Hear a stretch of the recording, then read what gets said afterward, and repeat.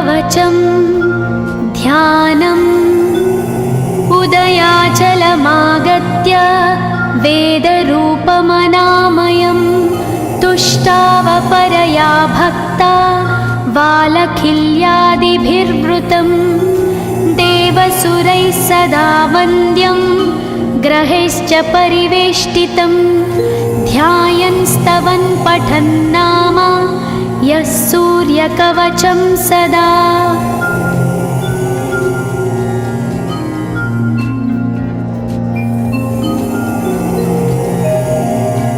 कवचं गृणिः पातु शिरोदेशं सूर्यः पालं च पातु मे आदित्यो लोचने पातु श्रुतिपातः प्रभाकरः घ्राणं पातु सदा भानो अर्कपातु तथा।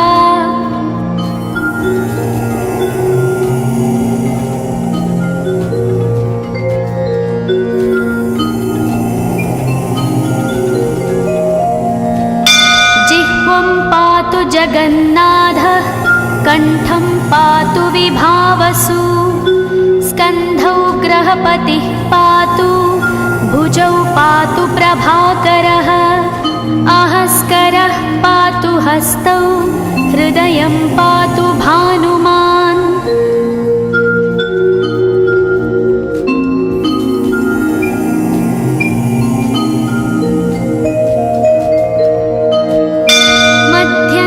पातु सप्ताश्वो नाभिं पातु नभोमणिः द्वादशात्मा कटिं पातु सविता पातु सक्तिनी ऊरू पातु सुरश्रेष्ठो जानुनी पातु भास्करः जङ्घे पातु च मार्ताण्डो गुल्फौ पातु त्विषाम्पतिः।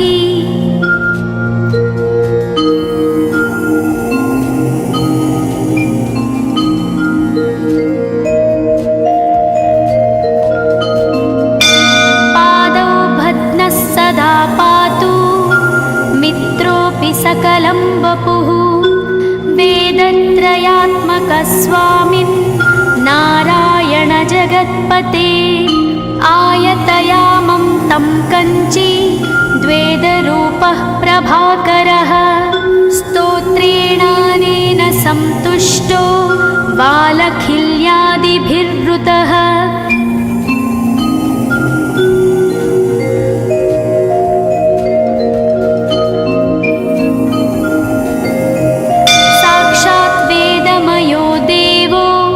रथारूढः समागतः तं दृष्ट्या सहस्तोत्थाय दण्डवत् प्रणमन् भुवि कृताञ्जलिपुटो भूत्वा सूर्यस्याग्रे स्तुवत्तदा वेदमूर्तिः महाभागो ज्ञानदृष्टिर्विचार्य च ब्रह्मणा स्थापितं पूर्वं यथा यमाविवर्जितम्।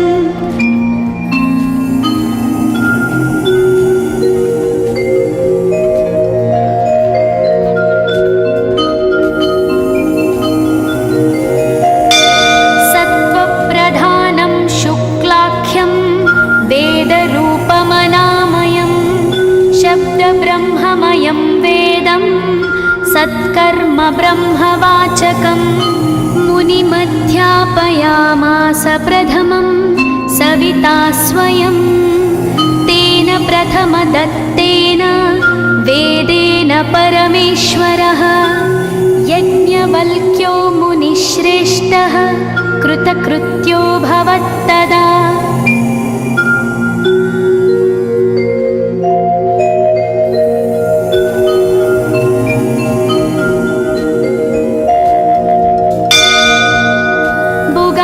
सकलान् वेदान् ज्ञातवान् सूर्यसन्निधौ इदं स्तोत्रं महापुण्यं पवित्रं पापनाशनं यः पठेच्छृणुयाद्वापि सर्वपापैः प्रमुच्यते वेदार्थज्ञानसम्पन्नः सूर्यलोकमवाप्नुयात्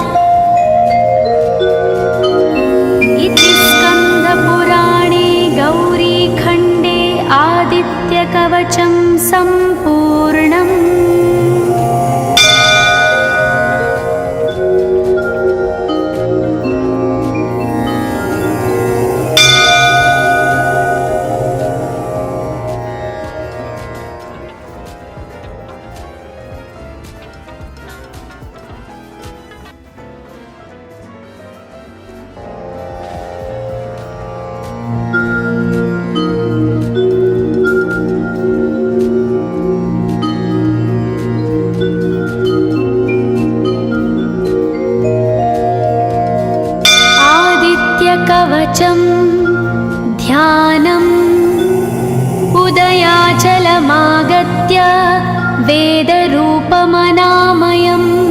तुष्टावपरया भक्ता वालखिल्यादिभिर्वृतं देवसुरैः सदा वन्द्यं ग्रहैश्च परिवेष्टितं ध्यायन् स्तवन् पठन् नाम यः सूर्यकवचं सदा।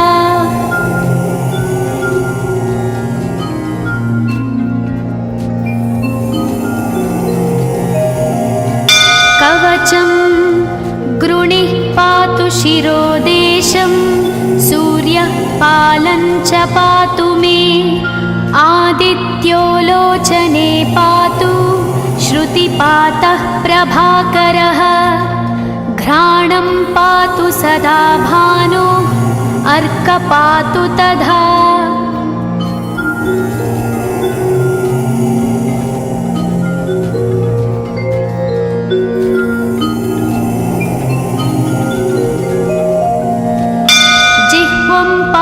जगन्नाथः कण्ठं पातु विभावसु स्कन्धौ ग्रहपतिः पातु भुजौ पातु प्रभाकरः अहस्करः पातु हस्तौ हृदयं पातु भानुमान्।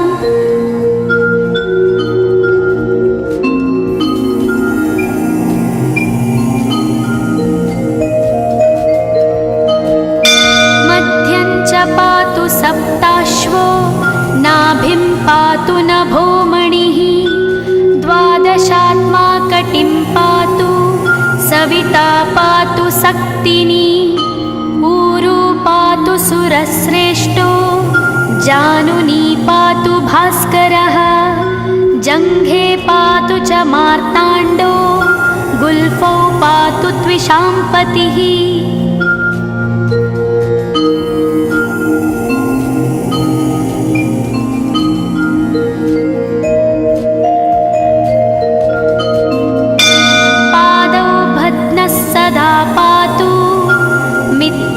सकलं वपुः वेदत्रयात्मकस्वामिन् नारायण जगत्पते आयतयामं तं कञ्ची द्वेदरूपः प्रभाकरः स्तोत्रेणानेन सन्तुष्टो वालखिल्यादिभिर्वृतः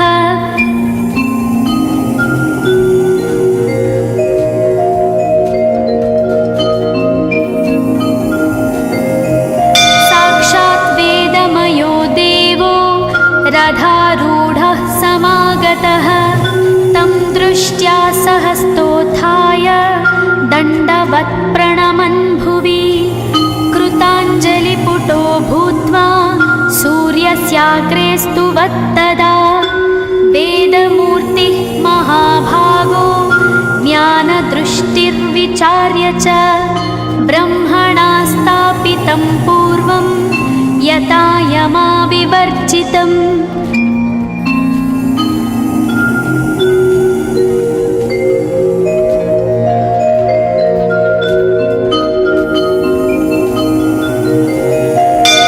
सत्त्वप्रधानं शुक्लाख्यं वेदरूपमनामयं शब्दब्रह्ममयं वेदं सत्कर्म ब्रह्मवाचकम् मुनिमध्यापयामास प्रथमं सविता स्वयं तेन प्रथमदत्तेन वेदेन परमेश्वरः यज्ञवल्क्यो मुनिश्रेष्ठः कृतकृत्यो भवत्तदा।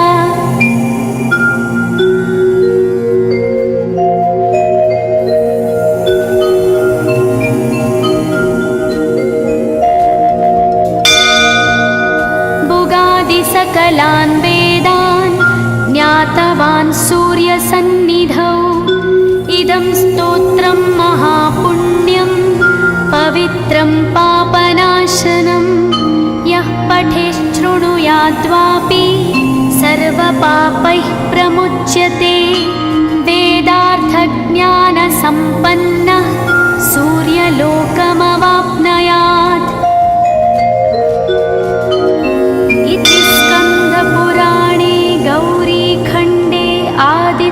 कवचं सम्पूर्णम्।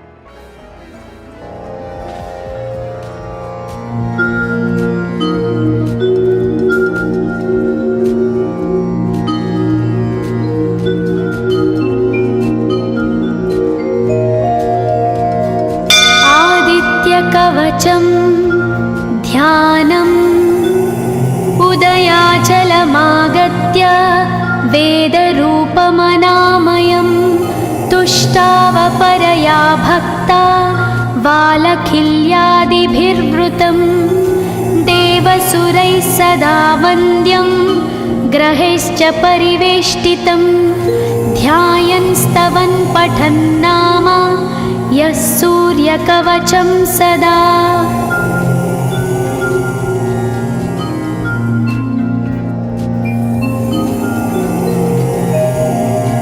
कवचं गृणिः पातु शिरोदेशं सूर्यः पालं च पातु मे आदित्यो लोचने पातु श्रुतिपातः प्रभाकरः घ्राणं पातु सदा भानो अर्क पातु तथा।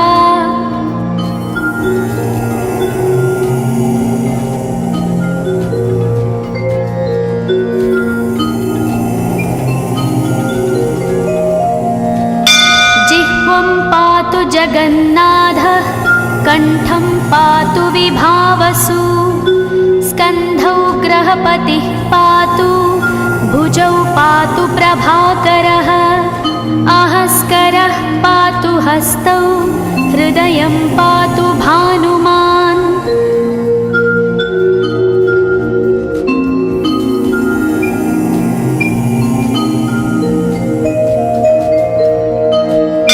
मध्यं च पातु सप्ताश्वो नाभिं पातु नभोमणिः द्वादशात्मा कटिं पातु सविता पातु सक्तिनी ऊरू पातु सुरश्रेष्ठो जानुनी पातु भास्करः जङ्घे पातु च मार्ताण्डो गुल्फौ पातु त्विषाम्पतिः।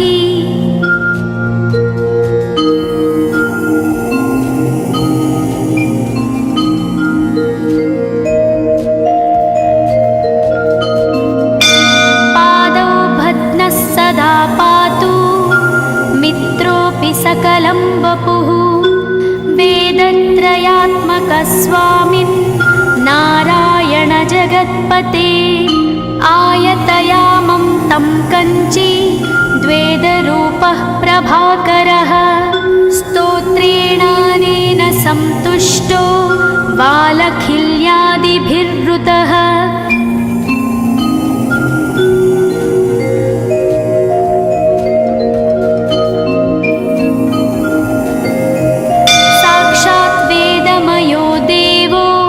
रथारूढः समागतः तं दृष्ट्या सहस्तोत्थाय दण्डवत् प्रणमन् भुवि कृताञ्जलिपुटो भूत्वा सूर्यस्याग्रे स्तुवत्तदा वेदमूर्तिः महाभागो ज्ञानदृष्टिर्विचार्य च ब्रह्मणा स्थापितं पूर्वं यथा यमाविवर्जितम्।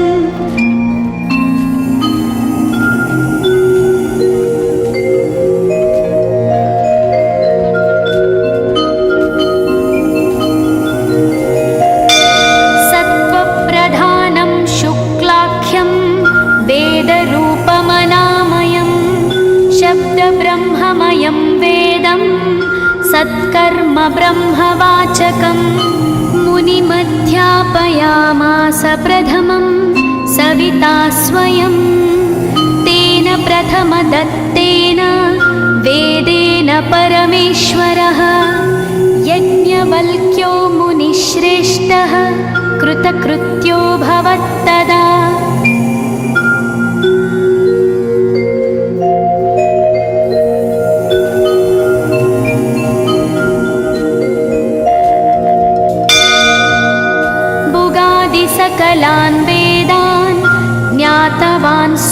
सन्निधौ इदं स्तोत्रं महापुण्यं पवित्रं पापनाशनं यः पठेच्छृणुयाद्वापि सर्वपापैः प्रमुच्यते वेदार्थज्ञानसम्पन्नः सूर्यलोकमवाप्नुयात्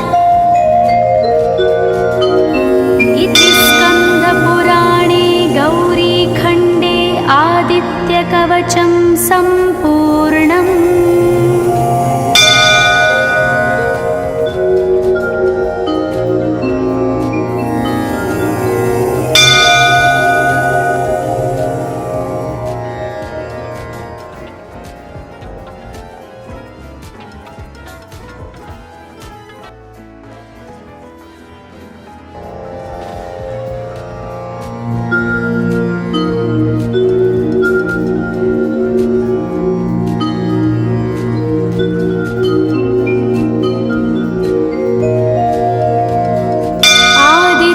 कवचं ध्यानम् उदयाचलमागत्य वेदरूपमनामयं तुष्टावपरया भक्ता वालखिल्यादिभिर्वृतं देवसुरैः सदा वन्द्यं ग्रहैश्च परिवेष्टितं ध्यायन् स्तवन् पठन् नाम यः सूर्यकवचं सदा।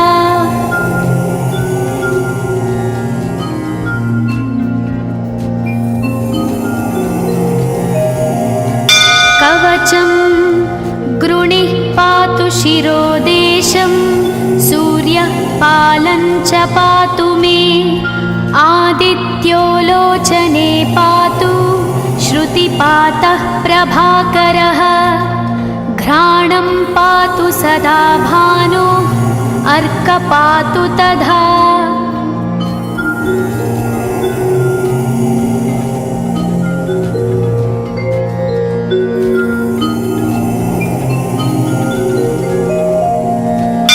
जिह्वं पातु जगन्नाथः कण्ठं पातु विभावसु स्कन्धौ ग्रहपतिः पातु भुजौ पातु प्रभाकरः अहस्करः पातु हस्तौ हृदयं पातु भानुमान्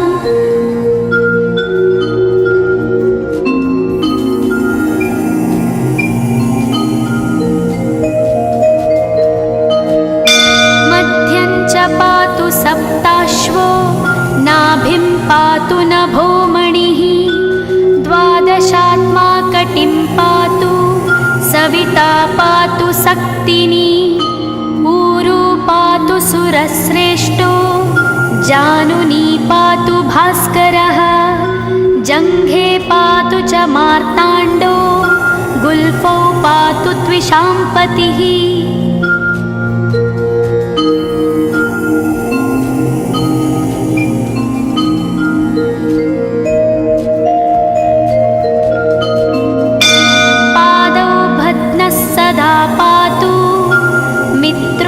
सकलं वपुः वेदत्रयात्मकस्वामिन् नारायण जगत्पते आयतयामं तं कञ्ची द्वेदरूपः प्रभाकरः स्तोत्रेणानेन सन्तुष्टो वालखिल्यादिभिर्वृतः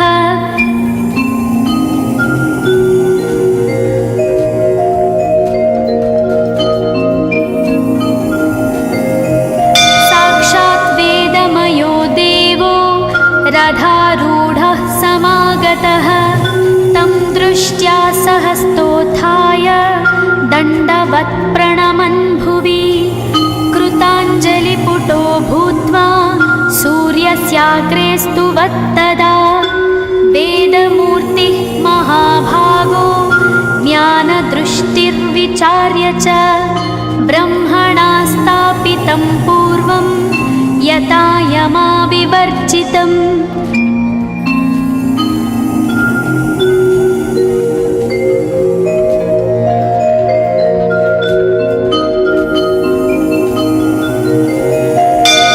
सत्त्वप्रधानं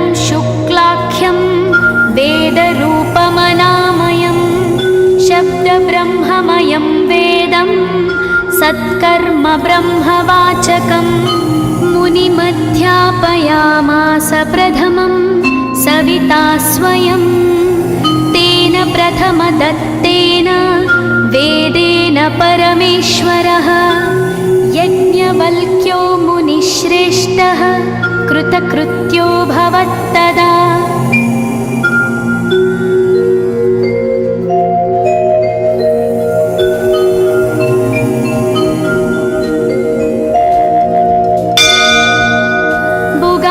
सकलान् वेदान् ज्ञातवान् सूर्यसन्निधौ इदं स्तोत्रं महापुण्यं पवित्रं पापनाशनं यः पठेच्छृणुयाद्वापि सर्वपापैः प्रमुच्यते वेदार्थज्ञानसम्पन्नः सूर्यलोकमवाप्नुयात्। पुराणे गौरीखण्डे आदित्यकवचं सम्पूर्णम्।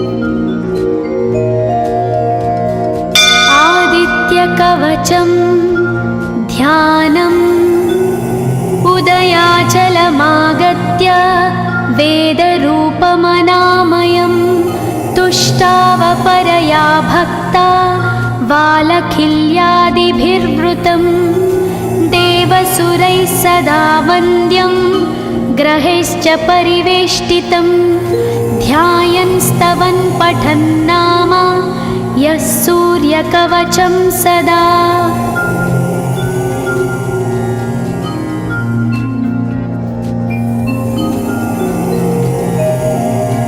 कवचं गृणिः पातु शिरोदेशं सूर्यः पालं च पातु मे आदित्यो लोचने पातु श्रुतिपातः प्रभाकरः घ्राणं पातु सदा भानो अर्क पातु तथा।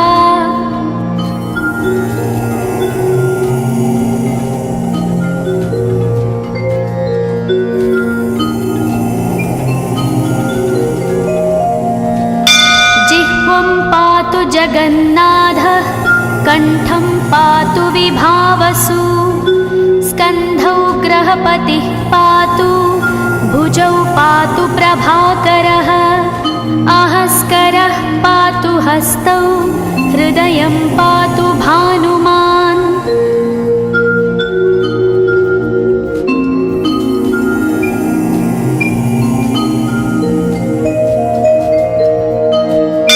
मध्यं च पातु सप्ताश्वो नाभिं पातु नभोमणिः द्वादशात्मा कटिं पातु सविता पातु सक्तिनी ऊरू पातु सुरश्रेष्ठो जानुनी पातु भास्करः जङ्घे पातु च मार्ताण्डो गुल्फौ पातु त्विषाम्पतिः।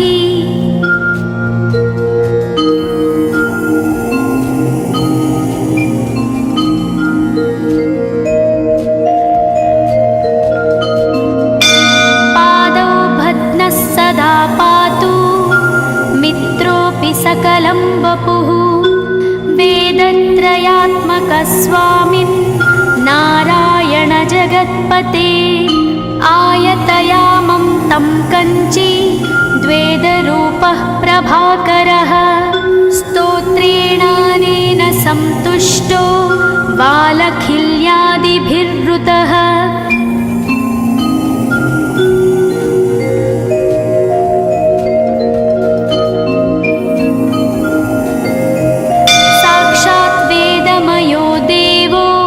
रथारूढः समागतः तं दृष्ट्या सहस्तोत्थाय दण्डवत् प्रणमन्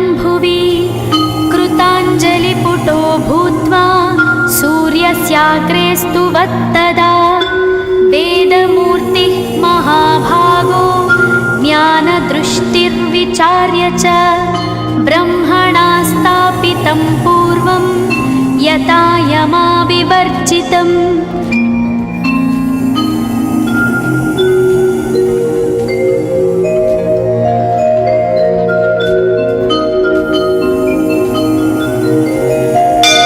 सत्त्वप्रधानं शुक्लाख्यं वेदरूपमनामयं शब्दब्रह्ममयं वेदं सत्कर्म ब्रह्मवाचकम्। मुनिमध्यापयामास प्रथमं सविता स्वयं तेन प्रथमदत्तेन वेदेन परमेश्वरः। यज्ञवल्क्यो मुनिश्रेष्ठः कृतकृत्यो भवत्तदा।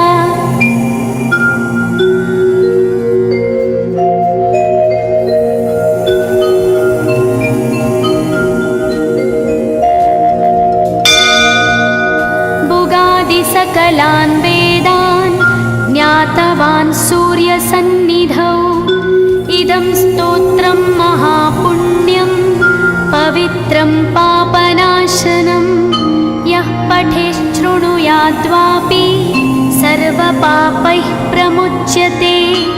वेदार्थज्ञानसम्पन्नः सूर्यलोकमवाप्नुयात्। इति स्कन्दपुराणे गौरीखण्डे आदित्यकवचं सम्पूर्णम्।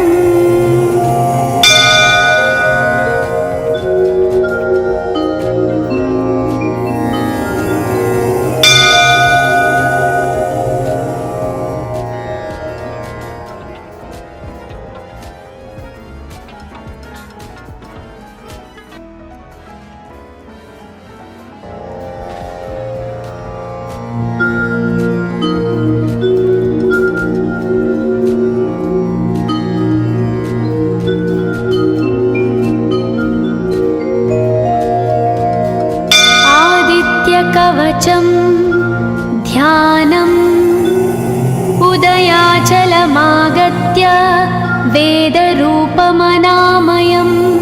तुष्टावपरया भक्ता वालखिल्यादिभिर्वृतं देवसुरैः सदा वन्द्यं ग्रहैश्च परिवेष्टितं ध्यायन् स्तवन् पठन् नाम यः सूर्यकवचं सदा।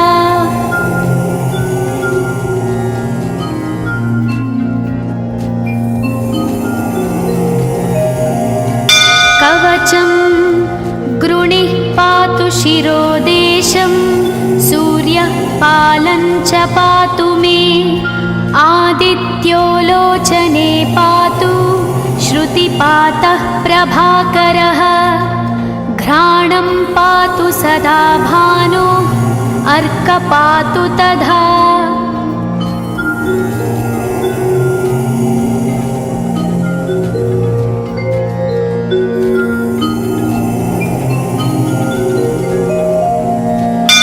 जिह्वं पातु जगन्नाथः कण्ठं पातु विभावसु स्कन्धौ ग्रहपतिः पातु भुजौ पातु प्रभाकरः आहस्करः पातु हस्तौ हृदयं पातु भानुमान्।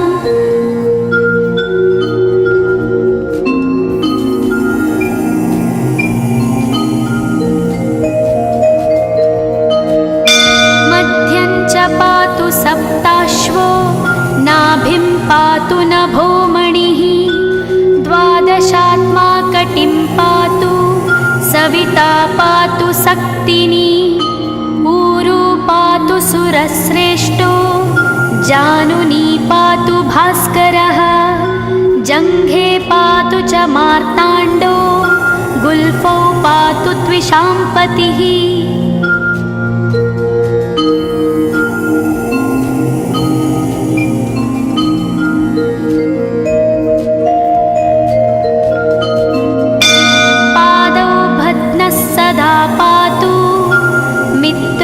सकलं वपुः सर्वस्वामिन् नारायण जगत्पते आयतयामं तं कञ्ची द्वेदरूपः प्रभाकरः स्तोत्रेणानेन सन्तुष्टो वालखिल्यादिभिर्वृतः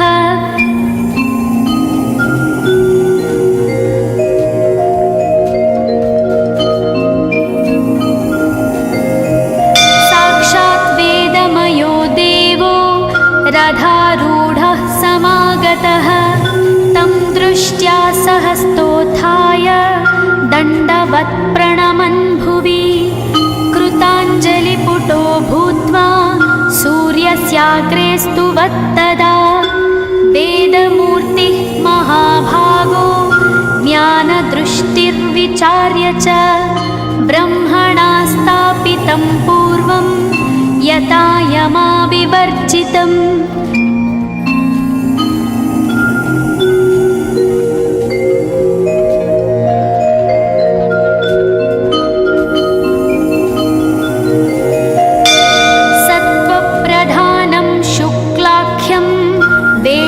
वेदरूपमनामयं शब्दब्रह्ममयं वेदं सत्कर्म ब्रह्मवाचकं मुनिमध्यापयामास प्रथमं सविता स्वयं तेन प्रथमदत्तेन वेदेन परमेश्वरः यज्ञवल्क्यो मुनिश्रेष्ठः कृतकृत्यो भवत्तदा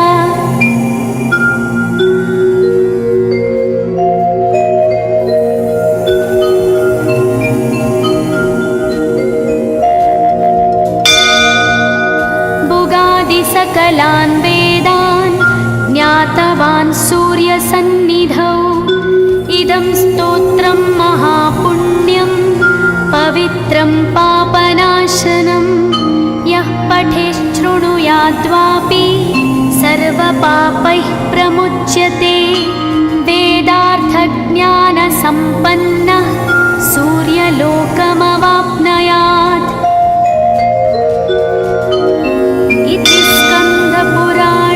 गौरीखण्डे आदित्यकवचं सम्पूर्णम्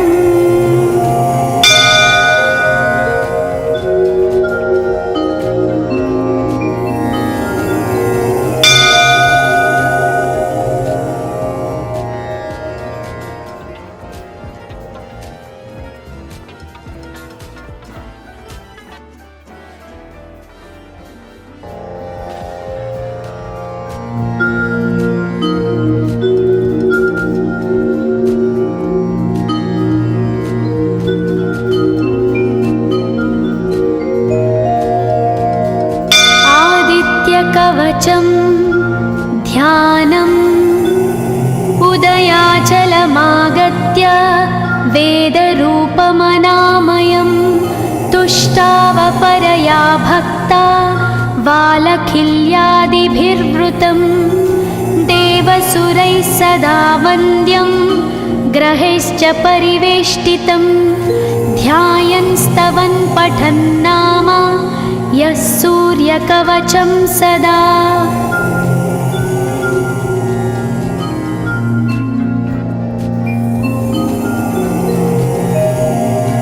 कवचं गृणिः पातु शिरोदेशं सूर्यः पालं च पातु मे आदित्यो लोचने पातु श्रुतिपातः प्रभाकरः घ्राणं पातु सदा भानो अर्क पातु तथा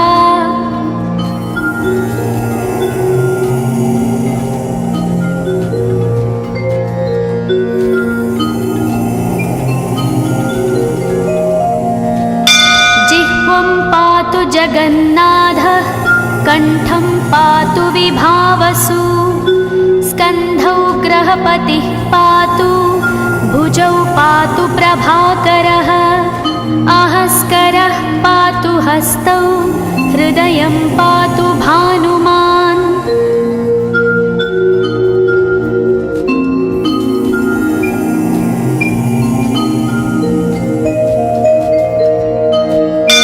मध्यं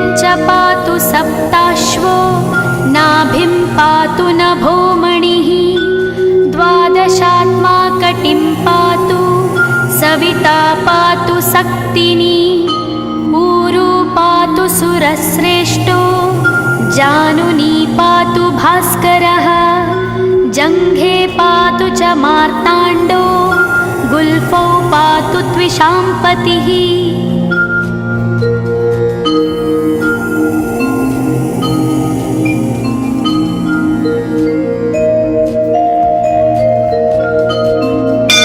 पादौ भद्नः सदा पातु मित्रोऽपि सकलं वपुः वेदत्रयात्मकः स्वामिन् नारायण जगत्पते आयतयामं तं कञ्ची द्वेदरूपः प्रभाकरः स्तोत्रेणानेन सन्तुष्टो बालखिल्यादिभिर्वृतः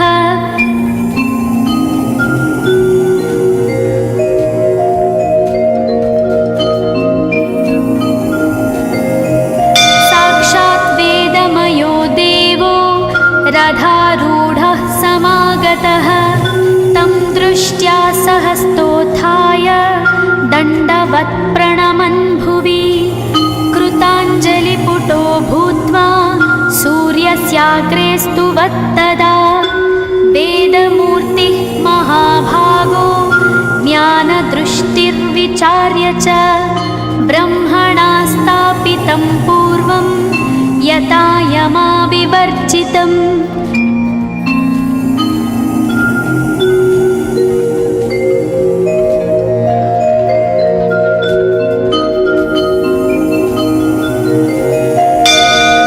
सत्त्वप्रधानं शुक्लाख्यं वेदरूपमनामयं शब्दब्रह्ममयं वेदं सत्कर्म ब्रह्मवाचकम् मुनिमध्यापयामास प्रथमं सविता स्वयं तेन प्रथमदत्तेन वेदेन परमेश्वरः यज्ञवल्क्यो मुनिश्रेष्ठः कृतकृत्यो भवत्तदा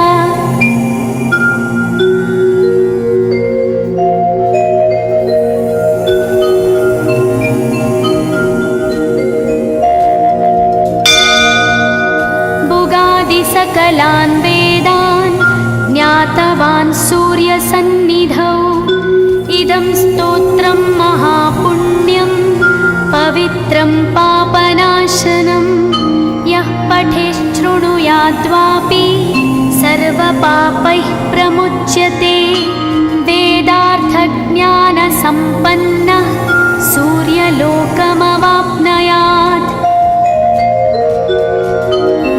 इति स्कन्दपुराणे गौरीखण्डे आदित्यकवचं सम्पूर्णम्।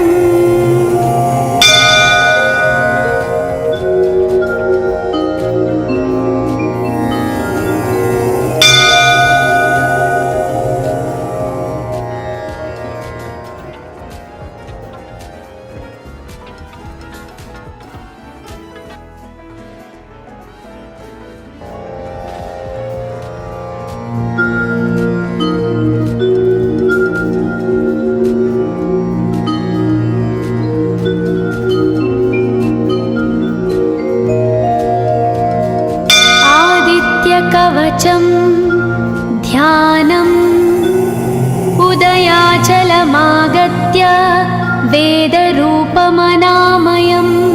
तुष्टावपरया भक्ता बालखिल्यादिभिर्वृतं देवसुरैः सदा वन्द्यं ग्रहैश्च परिवेष्टितं ध्यायन् स्तवन् पठन् नाम यः सूर्यकवचं सदा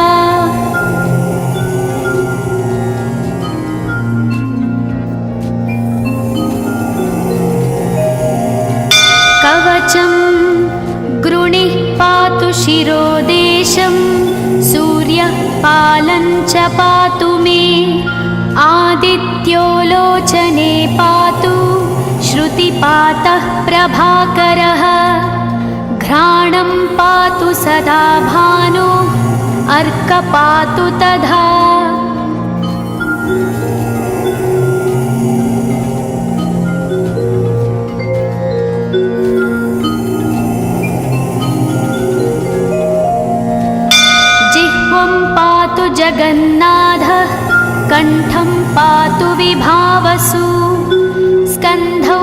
ग्रहपतिः पातु भुजौ पातु प्रभाकरः अहस्करः पातु हस्तौ हृदयं पातु भानुमान्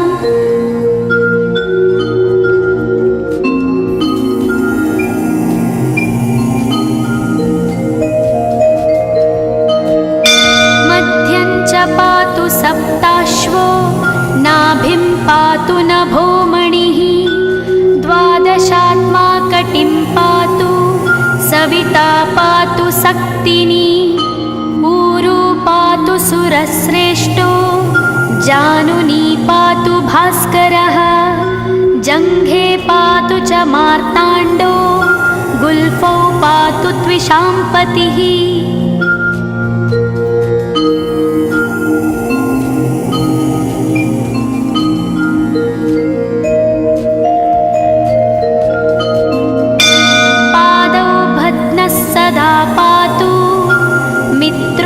सकलं वपुः वेदत्रयात्मकस्वामिन् नारायण जगत्पते आयतयामं तं कञ्ची द्वेदरूपः प्रभाकरः स्तोत्रेणानेन सन्तुष्टो बालखिल्यादिभिर्वृतः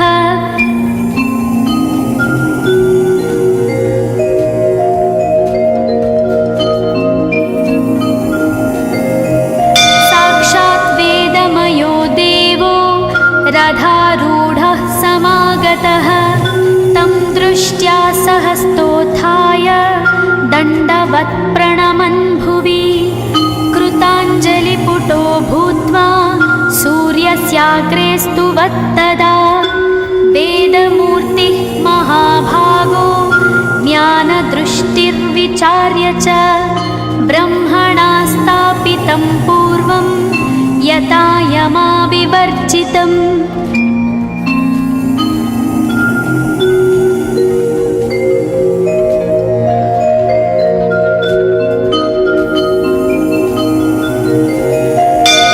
सत्त्वप्रधानं शुक्लाख्यं वेदरूपमनामयं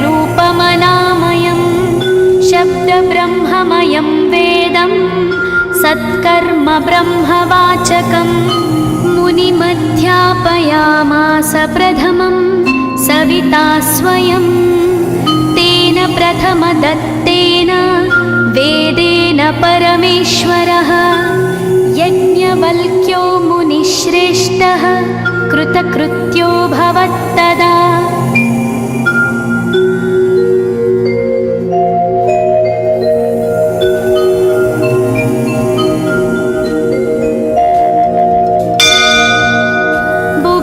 सकलान् वेदान् ज्ञातवान् सूर्यसन्निधौ इदं स्तोत्रं महापुण्यं पवित्रं पापनाशनं यः पठेच्छृणुयाद्वापि सर्वपापैः प्रमुच्यते वेदार्थज्ञानसम्पन्नः सूर्यलोकमवाप्नुयात्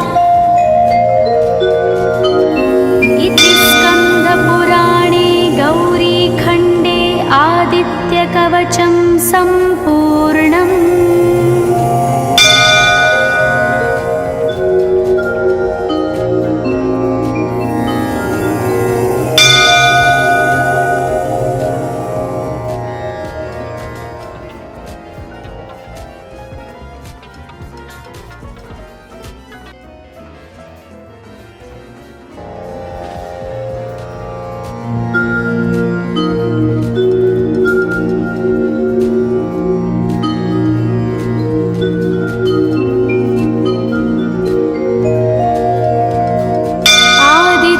कवचं ध्यानम् उदयाचलमागत्य वेदरूपमनामयं तुष्टावपरया भक्ता वालखिल्यादिभिर्वृतं देवसुरैः सदा वन्द्यं ग्रहैश्च परिवेष्टितं ध्यायन् स्तवन् पठन् नाम यः सूर्यकवचं सदा।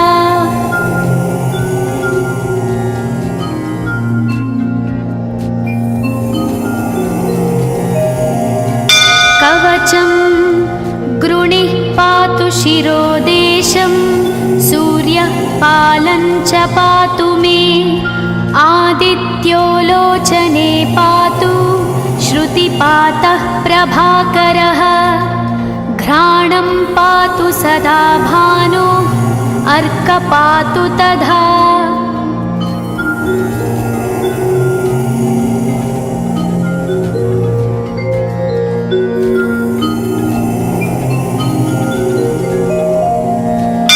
जिह्वं पातु जगन्नाथः कण्ठं पातु विभावसु स्कन्धौ ग्रहपतिः पातु भुजौ पातु प्रभाकरः अहस्करः पातु हस्तौ हृदयं पातु भानुमान्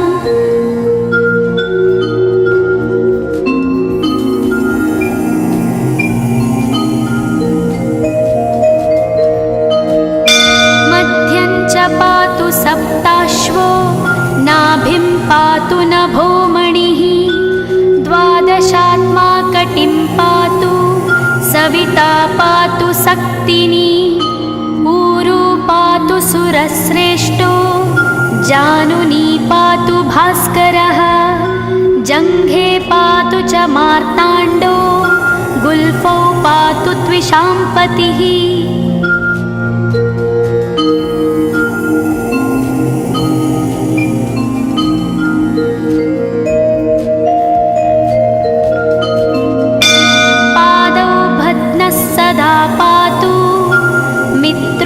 सकलं वपुः वेदत्रयात्मकस्वामिन् नारायण जगत्पते आयतयामं तं कञ्ची द्वेदरूपः प्रभाकरः स्तोत्रेणानेन सन्तुष्टो बालखिल्यादिभिर्वृतः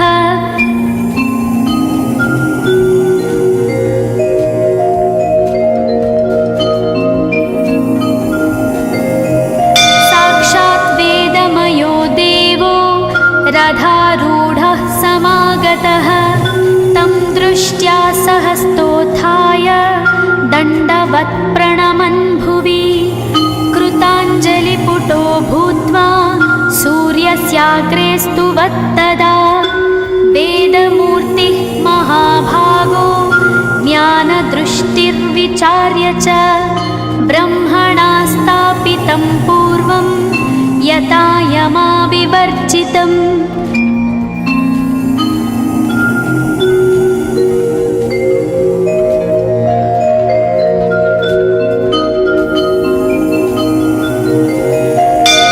सत्त्वप्रधानं शुक्लाख्यं वेदरूपमनामयं शब्दब्रह्ममयं वेदं सत्कर्म ब्रह्मवाचकम् मुनिमध्यापयामास प्रथमं सविता स्वयं तेन प्रथमदत्तेन वेदेन परमेश्वरः यज्ञवल्क्यो मुनिश्रेष्ठः कृतकृत्यो भवत्तदा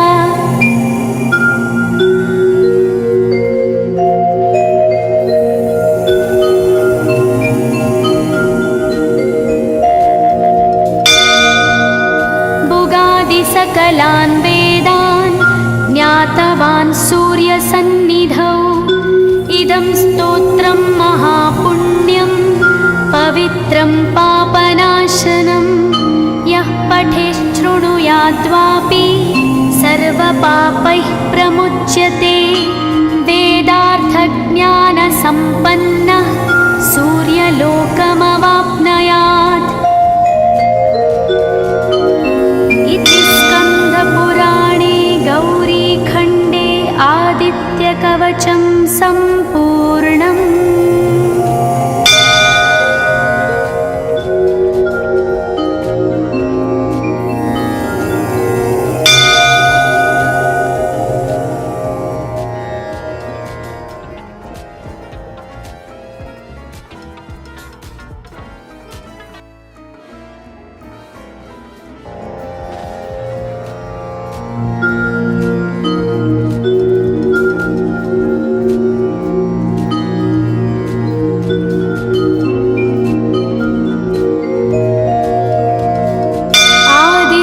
कवचं ध्यानम् उदयाचलमागत्य वेदरूपमनामयं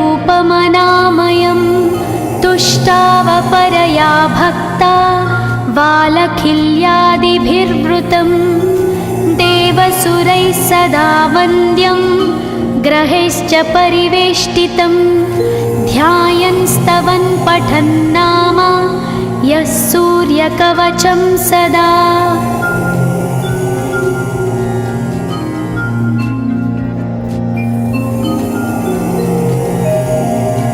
कवचं गृणिः पातु शिरोदेशं सूर्यः पालं च पातु मे आदित्यो लोचने पातु श्रुतिपातः प्रभाकरः घ्राणं पातु सदा भानो अर्कपातु तथा।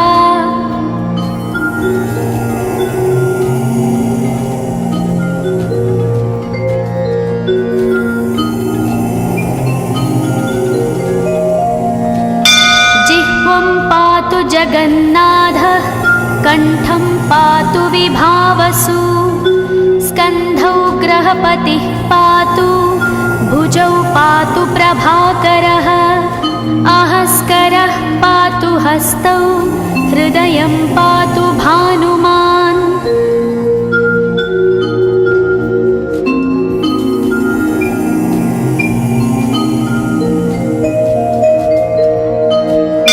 मध्यं च पातु सप्ताश्वो नाभिं पातु नभोमणिः द्वादशात्मा कटिं पातु सविता पातु सक्तिनी ऊरू पातु सुरश्रेष्ठो जानुनी पातु भास्करः जङ्घे पातु च मार्ताण्डो गुल्फौ पातु त्विषाम्पतिः।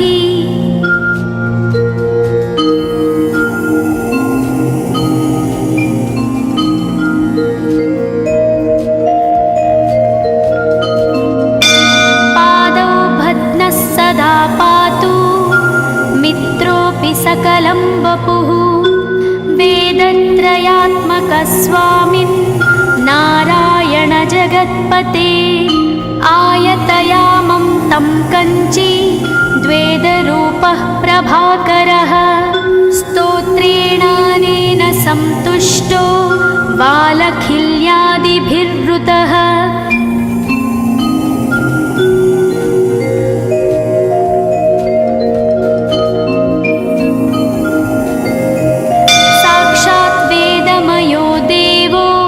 रथारूढः समागतः तं दृष्ट्या सहस्तोत्थाय दण्डवत् प्रणमन् भुवि कृताञ्जलिपुटो भूत्वा सूर्यस्याग्रे स्तुवत्तदा वेदमूर्तिः महाभागो ज्ञानदृष्टिर्विचार्य च ब्रह्मणा स्थापितं पूर्वं यथा यमाविवर्जितम्।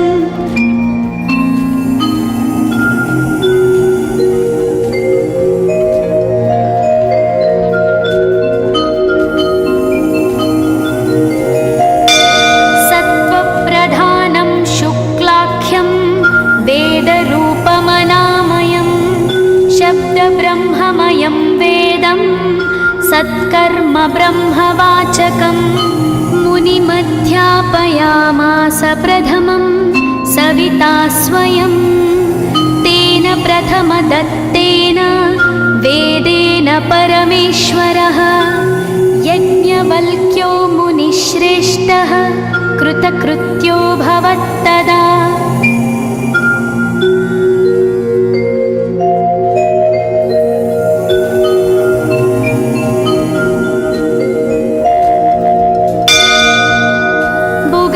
सकलान् वेदान् ज्ञातवान् सूर्यसन्निधौ इदं स्तोत्रं महापुण्यं पवित्रं पापनाशनं यः पठेच्छृणुयाद्वापि सर्वपापैः प्रमुच्यते वेदार्थज्ञानसम्पन्नः सूर्यलोकमवाप्नोति।